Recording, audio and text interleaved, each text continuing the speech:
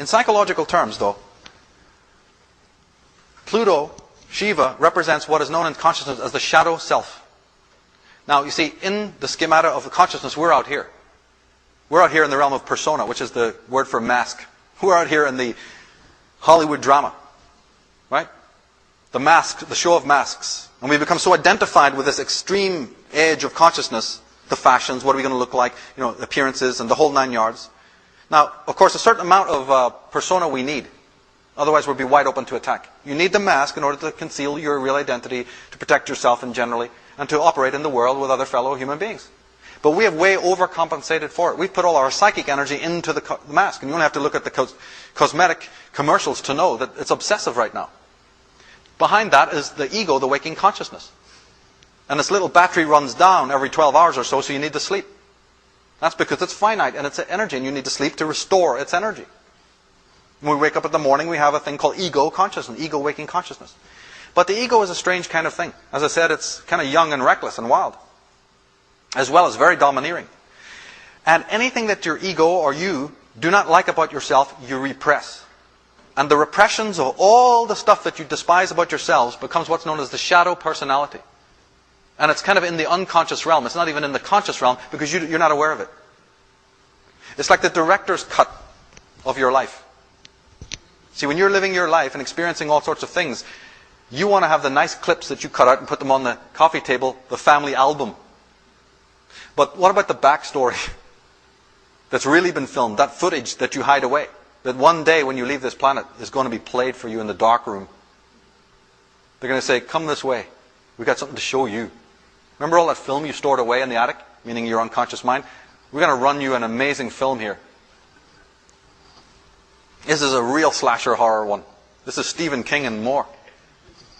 You want to see the John Carpenter, Friday the 13th, part 14? Here it is. The shadow is the repressed stuff that we don't show to the world, and we even forget. Now, for those who find it hard to understand what repression is, it's forgetting something and then forgetting that you forgot about it. It's the skeletons in the closet. And again, it's a very necessary part of the human mind. We need it to survive. It's like the dumpster. You need to throw the trash out. But we've again overcompensated. We're doing it too much. And it causes enormous psychic problems. Carl Jung said that the shadow is a moral problem that challenges the whole ego personality. For no one can become conscious of the shadow without considerable moral effort. He's talking spiritually there. He's saying that for you to be integrated, you're going to need to integrate with your shadow, because those are aspects of yourself that you've thrown away. And you're not getting to the light. See, the self, the true person, is way back here. For the hell, you can forget about the self. We're into ego world. And the ego is doing itself a disservice by constantly denying aspects of its own self. Now, you know something? There was books left out of the Bible, and it's important to start finding out why. Jesus said in the Gospel of Thomas, this is one of the great Gnostic Gospels that was thrown away, when you see your likeness, you rejoice. But when you see your images which come into existence before you, which neither die nor are made manifest, how much will you bear? Now, it's very flowery language, a different language, but can you see now what is being said here? When you see your likeness, you rejoice. Meaning when you're in the persona, and you're in the world of, oh, I play the fashion game and everybody then gives me acknowledgement and I give acknowledgement, you rejoice. But when you see the primordial images which come into existence before you, but these which are neither die or are made manifest, meaning the unconscious mind, how much then will you bear? It's an old story. And the teacher, remember, the threat. You know what the teacher does? He goes, project on me. I'm your come on, dump it on me. And we do. And the teacher's job is to take all of that. As Carlos Castaneda and other writers have shown. The teacher is he's the guy we're going to bury in the sand, as we've done so many times before. The shadow is very powerful. It is a moral problem. It destroys relationships, and it destroys the teacher relationship with the one who's receiving the teaching. Yeah, looking at who we are, that's all it's about. The only solution is to look at who we are. As Alexander Pope said, know then thyself. Presume not God to scan. The proper study of man is man. William Blake said, thine own humanity learn to adore. But Carl Jung put it this way. He said, look, people will do anything, no matter how absurd, to stop from facing their souls. Ever been outside recently? Ever turned on the TV recently? He's exactly right. People will do anything, no matter how absurd. And all that carnival that you see out there and all the distraction and nonsense that this world is wall to wall full of, that's what he's talking about. I must live in the Bahamas. I must live in a one-season world. I don't want to be looking at any of that stuff. Well, then okay. But then you've just condemned the world to horrors. You're just making a person in your life, your partner or your children, the victims, the slaves to your inability to face yourself. You're now having a person fill your void and your emptiness because you're not a whole person. And now you've enslaved that wife or that husband or that child or that animal or your workmates to your own form of tyranny.